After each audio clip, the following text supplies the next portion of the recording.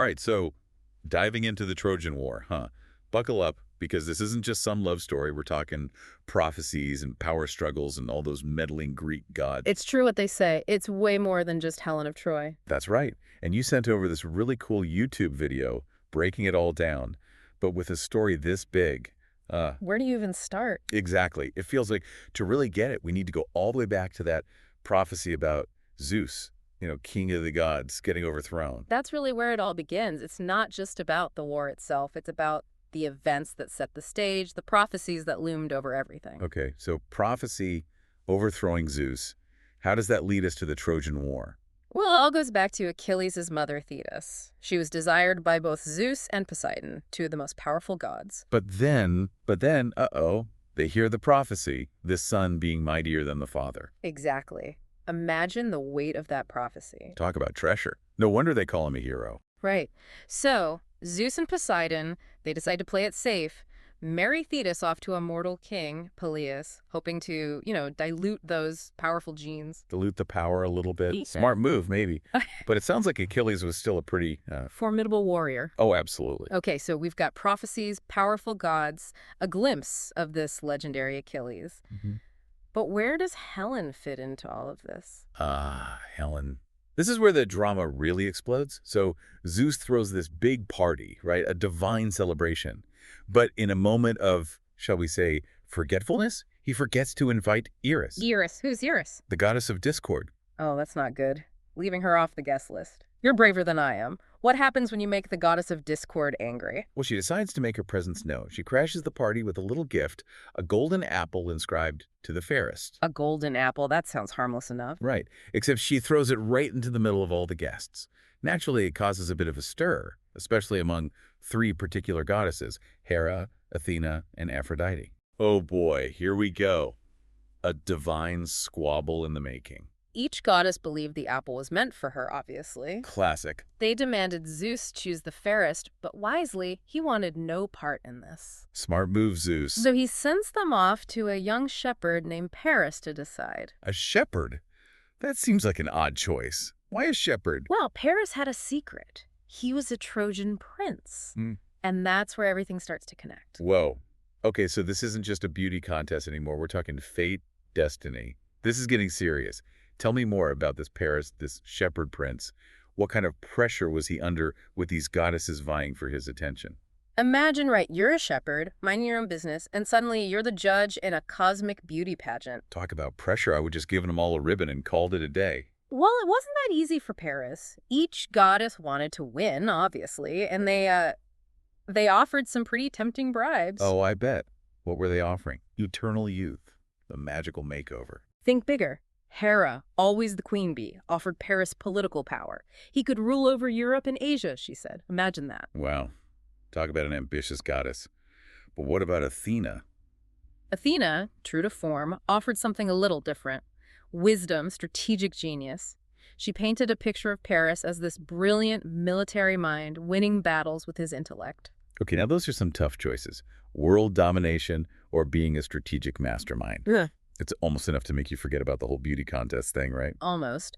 But then Aphrodite, she steps in, the goddess of love, and plays the ultimate trump card. She offers Paris, Helen of Sparta. Ah, Helen, the most beautiful woman in the world. I guess some things never change. Even goddesses resort to a little matchmaking. Exactly. And Paris, smitten as can be, he gives Aphrodite the golden apple. But there's a slight hitch in Aphrodite's plan that she might have, shall we say, glossed over. What's that? Don't tell me. Helen's already married. Oops. Talk about a recipe for disaster. And an international incident. This isn't just a lover's spat. This is about to blow up. You got it. Paris, with Aphrodite's help, he kidnaps Helen, takes her back to Troy. Of course, Helen's husband Menelaus, the king of Sparta, he is not happy. I bet not. You don't just steal a king's wife and get away with it, even if you are a prince. What happens next? Menelaus, he calls on his brother, Agamemnon, the most powerful king in Greece. Oh, Agamemnon. This is where the whole Greek alliance comes in, right? Exactly. Remember that oath all of Helen's suitors had to swear to defend her honor if anyone tried to? Well, Yeah.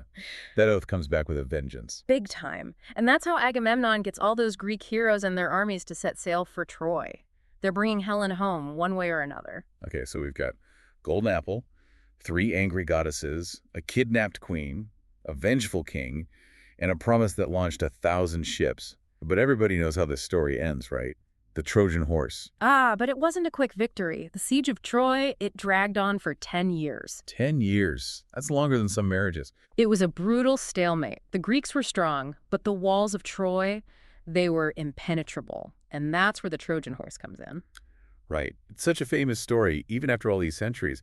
But was it really as simple as the Greeks building this giant horse and the Trojans just, wheeling it inside their city? Well, the video does a good job of capturing just how war-weary both sides were after a decade of fighting. Nobody wants to live like that forever, right? Oh, wait. So when the Greeks, led by Odysseus, they come up with this plan.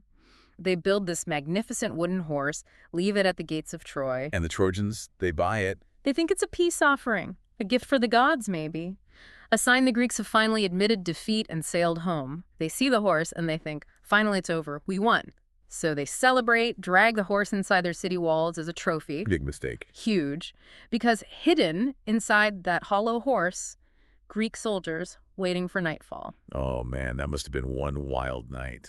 You say that again. As soon as the city's asleep, the Greeks, they sneak out, open the gates, and, well, let's just say it wasn't pretty. I can picture it so clearly. The silence, the anticipation, and then chaos. It's one of those moments in history that just captures the imagination. The fall of Troy, the end of an empire. But victory often comes at a price, doesn't it? Absolutely. The human cost of war, the losses on both sides. It's easy to get caught up in the excitement of the story, but you're right. There's a darker side to all of this. The video does a good job of reminding us of that. And it's in those individual stories, the ones that often get lost in the grand narrative, that we really connect with the human experience of the Trojan War. Speaking of individual stories, we've talked about Helen and Paris, of course, but what about the heroes? When we think of the Trojan War, who are some of the names that have echoed through history? Who should we be paying attention to? We can't talk about the Trojan War without mentioning Achilles. He's the ultimate warrior, practically invincible. Practically being the key word there, right? Everyone knows about Achilles' heel. Exactly. And that one vulnerability, that's what makes him so fascinating. It reminds us that even the greatest heroes, they're still human.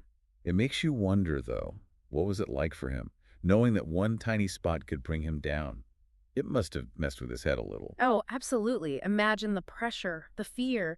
It's no wonder he was such a complex character, full of rage and grief, driven by this need to prove himself. Remember, he even withdraws from the fighting at one point because of a disagreement with Agamemnon. Oh, right. Pride and anger, classic Greek hero stuff. Classic. But then, of course, his friend, Patroclus, is killed by Hector, and Achilles, he goes on a rampage. Talk about holding a grudge. It's a reminder that even with all that strength and power, even the greatest heroes, they're capable of incredible destruction. It's like that old saying, heavy is the head that wears the crown.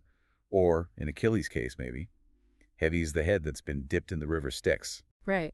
And then you have Hector, the Trojan prince. He's often seen as the more noble of the warriors. He's not driven by ego or a thirst for glory. He's fighting for his city, his family, his people. Yeah, he seems like a decent guy, caught in a bad situation. Exactly. His duel with Achilles, it's one of the most famous scenes in literature. You almost find yourself rooting for him, even though you know he's doomed from the start. It's tragic, really. And then there's Odysseus, the mastermind behind the Trojan Horse. Odysseus. He's a different breed of hero. Not the strongest or the fastest, but cunning, resourceful. He uses his brains to win battles, not just brute force. It seems like every character in this story, they're more than just heroes or villains. They're complicated, flawed, driven by love or hate or duty or just plain old survival. Exactly. And we can't forget, of course, the gods, always lurking in the background, pulling strings, playing favorites. They're as much a part of the story as any of the mortals. Oh, absolutely. It's like their own personal reality show, watching these humans fight over a golden apple and a beautiful woman. Right. It makes you wonder, how much free will did any of these characters really have? Were they all just pawns in some grand cosmic game? It's a question that's been debated for centuries, which is why I think we're still so drawn to the Trojan War, even after all these years. It's a story that keeps on giving. What is it about this particular story, this war, that continues to fascinate us? It's a story that speaks to something universal in the human experience. Love, Loss, betrayal, revenge, the desire for power, the weight of fate. These are themes that resonate across cultures and time periods. It's a reminder that even though the world changes, people, we're not so different from those ancient Greeks and Trojans. We still face the same struggles, still grapple with the same questions about fate, free will, right and wrong. Exactly. The Trojan War, it's a story that forces us to confront the complexities of human nature, the choices we make, the consequences we face. It's a story that stays with you long after you've heard it. Well, I don't know about you, but I'm exhausted. We've journeyed through prophecies, battles, love affairs, and even a little divine intervention. And the best part, we've only scratched the surface. That's the beauty of these ancient myths. They're endlessly fascinating. There's always more to discover. So, to everyone listening, if this deep dive has sparked your curiosity, don't let it end here.